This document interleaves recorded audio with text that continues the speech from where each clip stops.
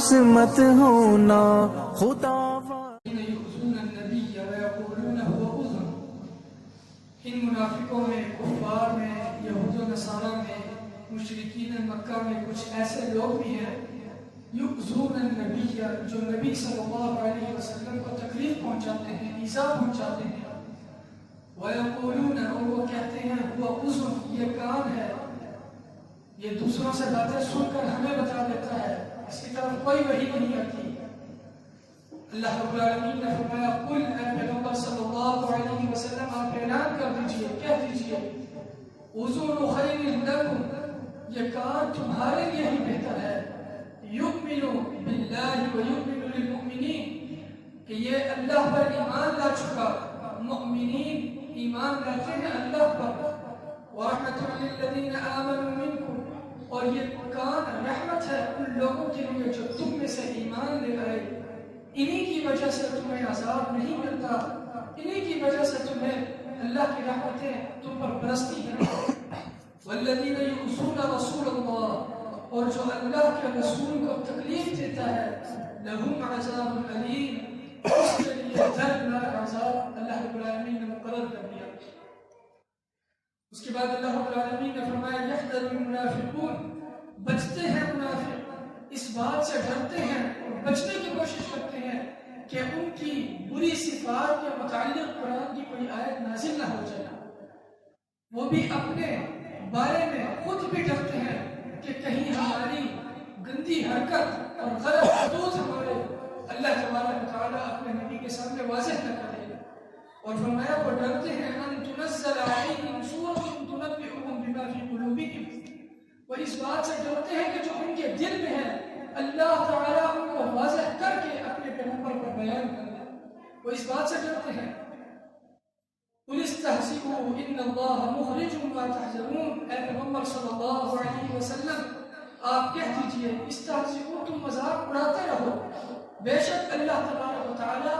ان تمام باتوں کو ظاہر کرنے والا ہے، نکالنے والا ہے جن چیزوں سے تم بچتے ہو، جن سے تم ڈرتے ہو. یعنی تمہارے دلوں کی بھید اللہ رب العالمین اپنے پیغمبر پر واضح کر دے گا. یہی حال کفار کا تھا کہ جب انہوں نے پیغمبر صلی اللہ علیہ وسلم کو بلایا اور پیچھے ان کا کیا ارادہ تھا کہ پہاڑ کی چوٹی سے ہم پتھر گرائیں گے، اس نبی کو نیچے بٹھایا ہوا ہے اور اس نبی کا کام تمام ہو جائے گا.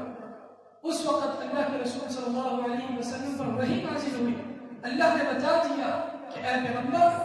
آپ کو جس جگہ پر بٹھایا ہے اس سے اوپر انہوں نے چوٹی کے اوپر پتھر رکھا ہے تاکہ آپ کو قتل کر دیں. اور آپ صلی اللہ علیہ وسلم نے یہ وحی سن کر وہاں سے جانے کا ارادہ کیا اور وہاں سے چلے. یہ اللہ رب العالمین اپنے نبی کی حفاظت کرتا ہے اور اپنے نبی کے خلاف لوگوں کی سازشوں کو بے نقاب کرتا ہے. اسی طرح پھر فرمایا لا تعتذروا قد کفرتم بعد ایمانکم، اب جب دلوں کے بھید نبی پر واضح ہو گئے، ظاہر ہو گئے، پھر وہ عذر تلاش کرتے ہیں کہ اے اللہ کے رسول صلی اللہ علیہ وسلم ہم نے یہ اس لیے نہیں کہا، اس لیے نہیں کیا تھا، بلکہ ہمارا مقصد یہ تھا، اور بہانے تلاش کرتے ہیں. اللہ تبارک و تعالیٰ نے فرمایا تم عذر نہ بیان کرو، تم ایمان لانے کے بعد کفر کو اختیار کر چکے ہو. ان نعفو عن طائفة منکم، اگر ہم تم میں سے کسی ایک گروہ کو معاف کر دیں، درگزر کر دیں، نعذب طائفة بأنهم كانوا مجرمین، تو تم میں ایک ایسا گروہ بھی موجود ہے جس کو ہم عذاب میں مبتلا کریں گے بسبب اس کے کہ وہ مجرم تھے، گناہ گار تھے، اللہ اور اس کا رسول کے احکامات نہ ماننے والے تھے. اس کے بعد اللہ رب العالمین نے کفر اور ایمان کی مثالیں بیان کی تھی اور ان کی صفات ذکر کی تھی. اس کے بعد اللہ رب العالمین نے ذکر کیا، اپنے نبی کو مخاطب کیا کہ جاہد الکفار والمنافقین، اے نبی صلی اللہ علیہ وسلم کفار اور منافقین کے خلاف لڑائی کریں، جنگ کریں، ان کے ساتھ جہاد کریں، وغلظ علیہم، اور ان پر سختی کریں. ومأواہم جہنم، یاد رکھیں ان کا ٹھکانہ جہنم ہے، وبئس المصیر، اور یہ بہت برا ٹھکانہ ہے. اس کے بعد اللہ رب العالمین نے ایمان والوں کو بھی مخاطب کیا اور کفار اور منافقین کو مزید مخاطب کرتے ہوئے ذکر کیا. اپنے پیغمبر صلی اللہ علیہ وسلم سے کہا استغفر لهم او لا تستغفر لهم، اے پیغمبر صلی اللہ علیہ وسلم آپ ان کفار کے لیے، مشرکین کے لیے استغفار کریں او لا تستغفر لهم، یا نہ کریں، ان تستغفر لهم 70 مرہ، اگر آپ نے 70 مرتبہ بھی ان کے لیے بخشش کی دعا کی اپنے رب سے، فلن یغفر اللہ لهم، اللہ رب العالمین ان کو پھر بھی نہیں بخشے گا، کبھی بھی نہیں بخشے گا۔ ذالک، اس کا سبب کیا تھا؟ اس کی وجہ یہ تھی بِأَنَّهُمْ كَفَرُوا بِاللَّهِ وَرَسُولِهِ، انہوں نے اللہ اور اس کے رسول کا انکار کیا، ان کے احکامات کو نہ مانا۔ وَاللَّهُ لَا يَهْدِي الْقَوْمَ الْفَاسِقِينَ، اور اللہ رب العالمین گناہگار قوم کو، فاسق قوم کو کبھی ہدایت نہیں دیتا۔ اس کے بعد اللہ رب العالمین نے اپنے پیغمبر کو مزید تنبیہ کرتے ہوئے اور اس امت محمدیہ صلی اللہ علیہ وسلم کی تربیت کرتے ہوئے ذکر کیا، فَلْيَضْحَكُوا قَلِيلًا وَلْيَبْكُوا كَثِيرًا، تمہیں چاہیے کہ بہت کم ہنسا کرو، وَلْيَبْكُوا كَثِيرًا، اور بہت زیادہ رویا کرو، جَزَاءً بِمَا كَانُوا يَكْسِبُونَ، یہ اس لیے کہ جو تم گناہ کماتے ہو ان پر تمہیں ندامت اختیار کرنی چاہیے، رونا چاہیے۔ بلکہ ایک حدیث میں آپ صلی اللہ علیہ وسلم نے فرمایا کہ اگر تم وہ باتیں جان لو جو میں محمد صلی اللہ علیہ وسلم جانتا ہوں، لَزَحِكْتُمْ قَلِيلًا وَلَبَكَيْتُمْ كَثِيرًا، تم بہت کم ہنسنا شروع کر دو اور حد سے زیادہ رونا شروع کر دو۔ پیغمبر صلی اللہ علیہ وسلم اپنے لیے بھی اور اپنی امت کے لیے بھی رحمت کی دعائیں کیا کرتے تھے، عذاب کے ٹل جانے کی دعائیں کیا کرتے تھے۔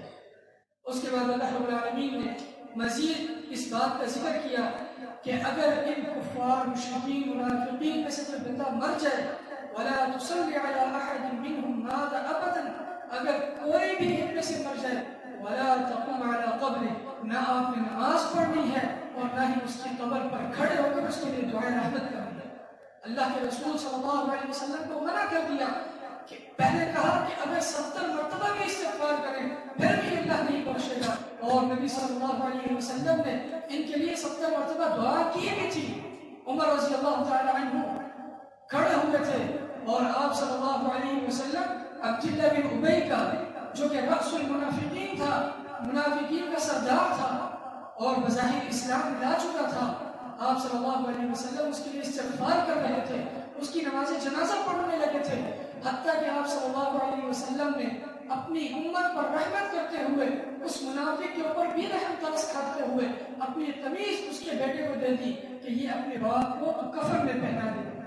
پھر اس کے بعد آپ صلی اللہ علیہ وسلم اس کے لیے استغفار کرنے لگے اور 70 مرتبہ استغفار کیا۔ عمر رضی اللہ عنہ نے پیچھے سے کھینچا کہ اللہ کے رسول صلی اللہ علیہ وسلم، ایک منافق کافر کا آپ جنازہ پڑھا رہے ہیں، اس کے لیے استغفار کر رہے ہیں۔ آپ صلی اللہ علیہ وسلم نے فرمایا مجھے اللہ نے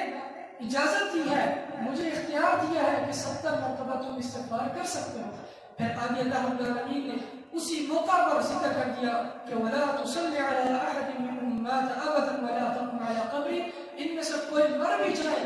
آپ نے نہ اس کا جنازہ پڑھنا ہے نہ اس کی قبر پر کھڑے ہو کر رحمت کی دعا کرنی ہے۔ اللہ کے رسول کو بالکل منع کر دیا۔ ان کی حرکات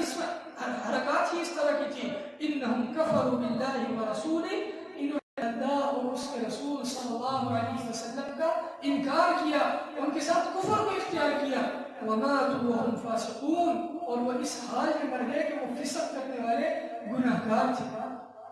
اس کے بعد اپنے پیغمبر صلی اللہ علیہ وسلم کی تربیت کی اللہ تعالیٰ نے اور فرمایا وَلَا تُعْجِبْكَ أَمْوَالُهُمْ وَأَوْلَادُهُم، آپ کو ان کا مال، کثرت مال اور ان کی کثرت اولاد آپ کو تعجب میں نہ ڈالے، آپ ان کے مال کی کثرت پر اور ان کی اولاد کے اضافے پر، کثرت پر خوش نہ ہوئیے گا۔ انما یرید اللہ، یہ ان کو مال اور اولاد اللہ نے کیوں دی ہے؟ اللہ تبارک و تعالیٰ چاہتا ہے ان يعذبهم بها فی الدنیا، کہ ان کو دنیا میں عذاب میں مبتلا کر دے۔ اللہ رب العالمین ان کو دنیا میں عذاب دینا چاہتا ہے، اس لیے مال کی فراوانی موجود ہے اور ان کے پاس اولاد بھی کثرت سے ہے۔ اس کے بعد اللہ رب العالمین